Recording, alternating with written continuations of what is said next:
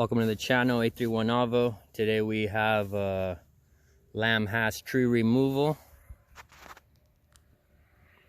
It has cankers at its base, and in response it tried to suck her out, but even the suckers got infected. So I'm removing it, disinfecting the floor with some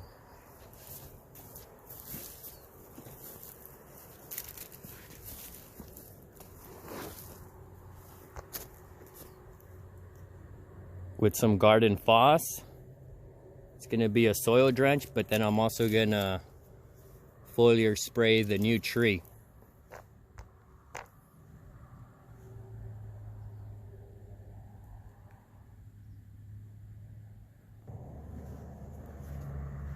Take a peek at the root ball. Definitely girdled in a 5-gallon gopher wire basket. Upon inspection and getting in there, saw a lot of gopher tunnels. I saw a lot of their runs, and the water might not have done it, but definitely the gopher could have injured it, and then just the moisture conditions and fungus definitely got in there. But yeah, check it out. Relatively easy to get out. Definitely some are peeking through, but I would have said it's a little too tight, so I'm dropping the new one in a 15. And then this highlights the importance of the trunk protection sleeves that I put on. I don't have any, but I will be back and installing some on this job site for sure, because those are about like 12 inches and they protect the graft union at the bare minimum. So you definitely want to protect that. All right, let me continue digging. All right, the hole is dug, the cage is mocked up. I like where it's at. And now we're gonna do the soil drench. So I'm missing the booklet, but last I remember it was a 1/3 ounce per gallon. That was the foliar spray. I'm doing foliar spray too, but I remember it being a little heavier. I want to say 2 ounces per gallon, but even then I'm gonna underdose just to play it safe. I'm gonna continue to spray a couple times, so it should be good.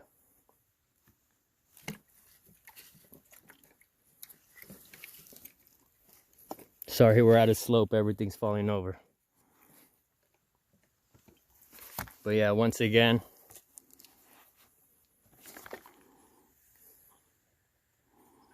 we're like at 10, a 1/3 ounce per gallon. I'm just gonna go an ounce. So that ended up being 1/2 ounce per gallon.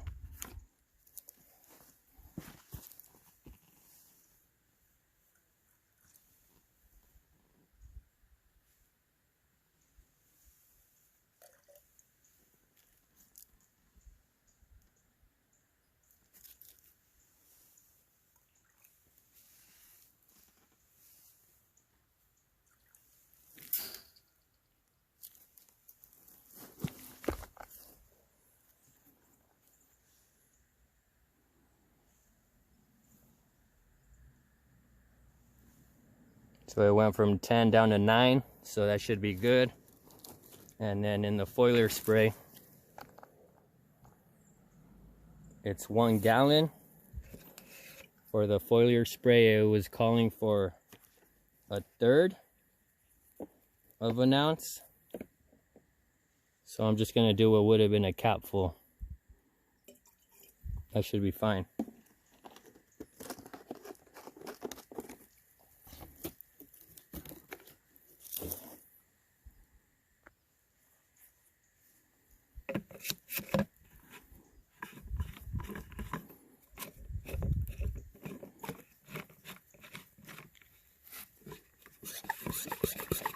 All right, that's gonna be after it's installed, but we know it's ready. So here we're gonna amend native with some DG, layering up.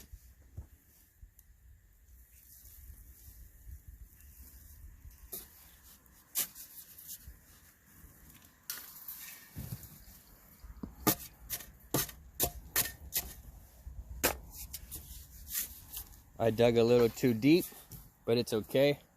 I softened up the soil since I'm not really amending with potting soil. But since it's a bigger, more established tree, I think it should be fine.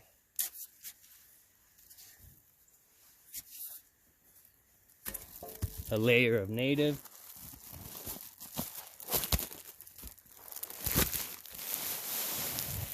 DG.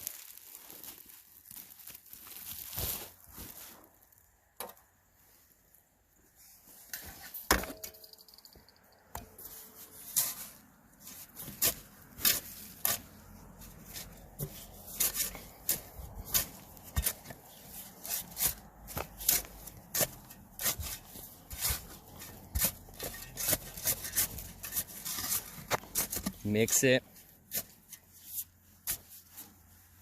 More native. And then I'm leveling it off to present the cage.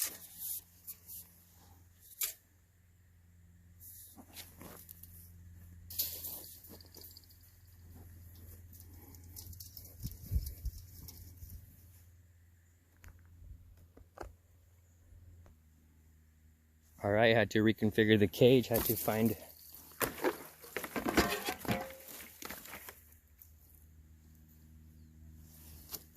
the way it was oriented.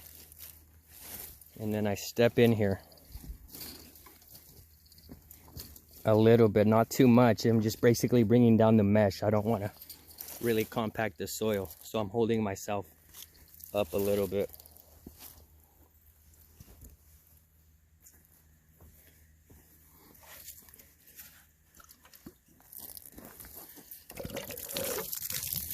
And now the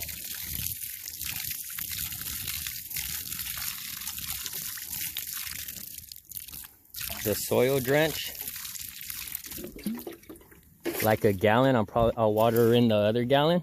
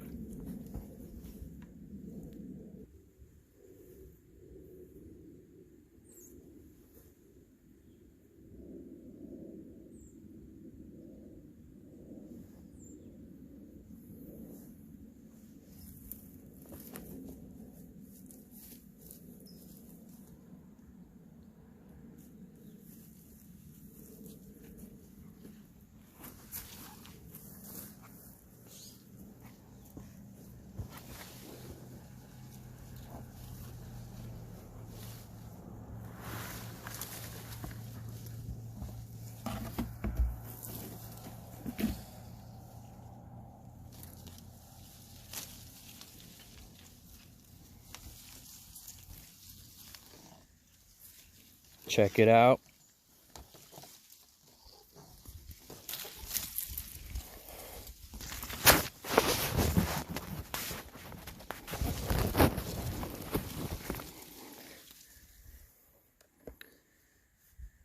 All right, I'm gonna straighten out the cage, and then I might still need to do a little bit of more fill underneath if it's too low. Off to the side, I'm hand mixing and removing any organic material. So hand mixing and removing. I'm gonna hand fill and then pull the tree up a little bit because it is a little low.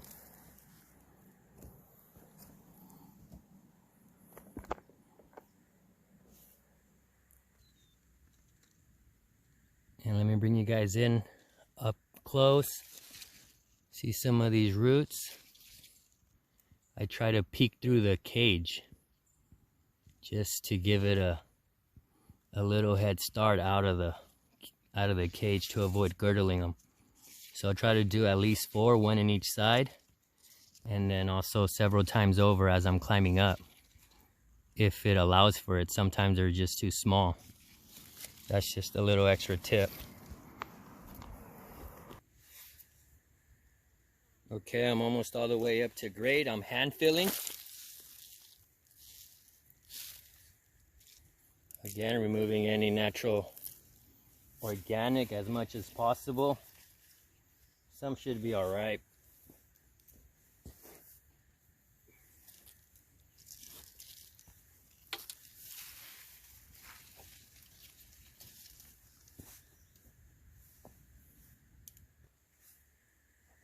All right, there it is.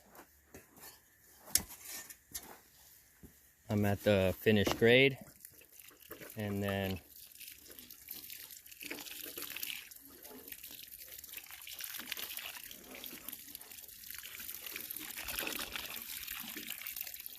this is the Garden Foss soil drench.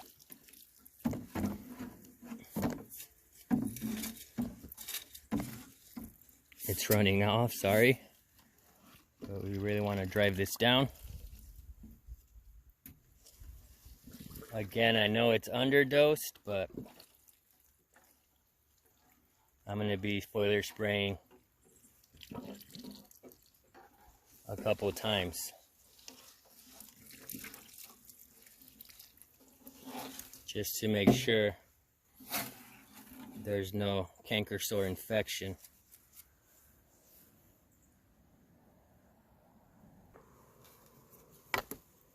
And now we're staking and tying off. We're picking up the 2 crawling limbs that have fruit. 1, and then there's another one back there. But yeah, let me take you out so you get a better picture.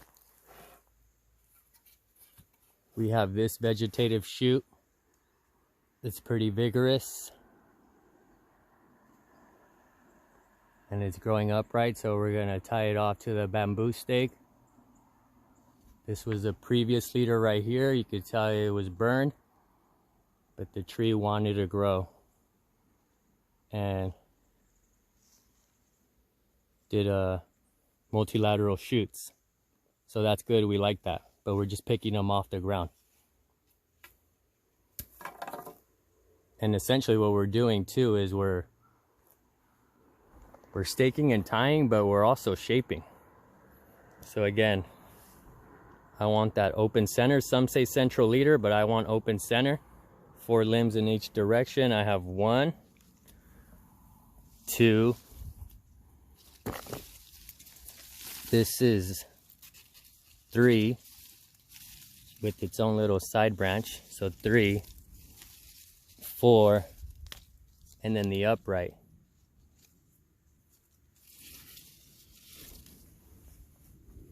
We might maintenance prune the lower ones later down the road, but for now, since they're holding fruit, we're keeping them. And we're gonna pick them up.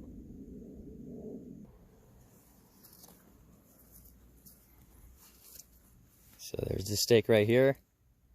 Once again, that's the center of it. We're picking up one of the ones that has the fruit. You can see the fruit right here. This is a lamb hasp, by the way. So I'm just driving it down by hand, and then now I'm tying off with Velcro plant ties. So I give it some play so I could always come back and readjust. So that's one, holding up the fruit, and now I'm also going to do the tip. Again, give it some play. I usually go about a length of a hand. Cut.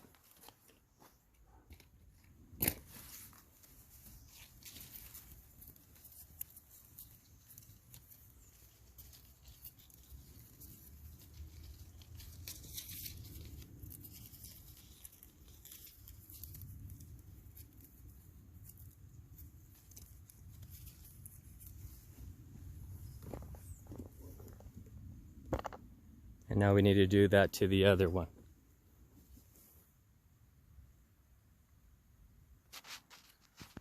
So taking you guys in, this is the stake, it's tied off. Fruit is off the ground. And then we're gonna continue to shape by helping this one up and then this one to this. This one right here, I'm using some zip ties. All right, picking this one up. I don't want to use all the Velcro plant tie, it's expensive. So to reach the limb, I'm using zip ties.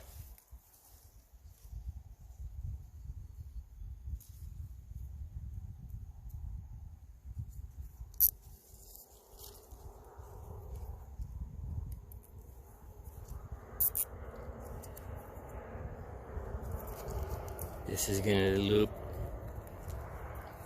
through the zip tie loop. And now I wanna pick it up and tie off on the limb.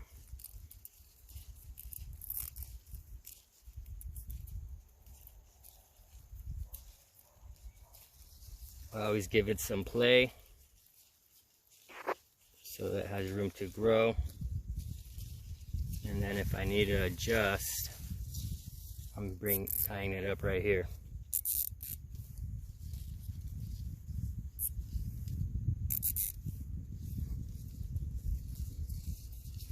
And that should be fine, but this is kind of getting in the way, so oh, there you go.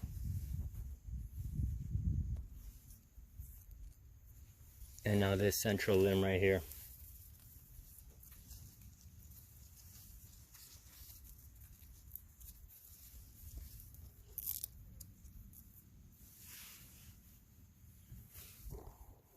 All right, let me bring you out so you get a full picture.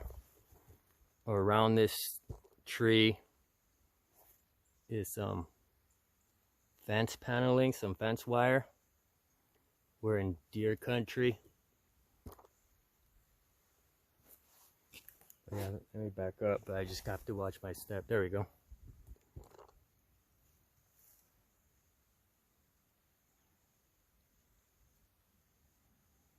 And then I was able to fix my spray. I have half of a wand now. I'm going to spray.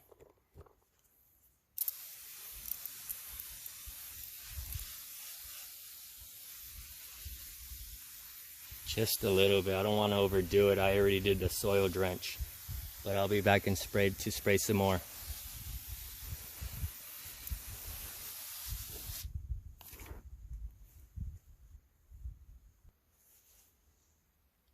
Okay, I finished spraying the top and the underside of the leaves. Now I'm going to close up the cage and take you guys around. Now before I close up the cage, I reinstalled the drip line irrigation around the 15 gopher basket cage, and I think there's a secondary like drench irrigation. I angled the tip towards the mound, and I don't want it to come out on this end. I'd rather to go down that way towards the mound. Closing up the cage.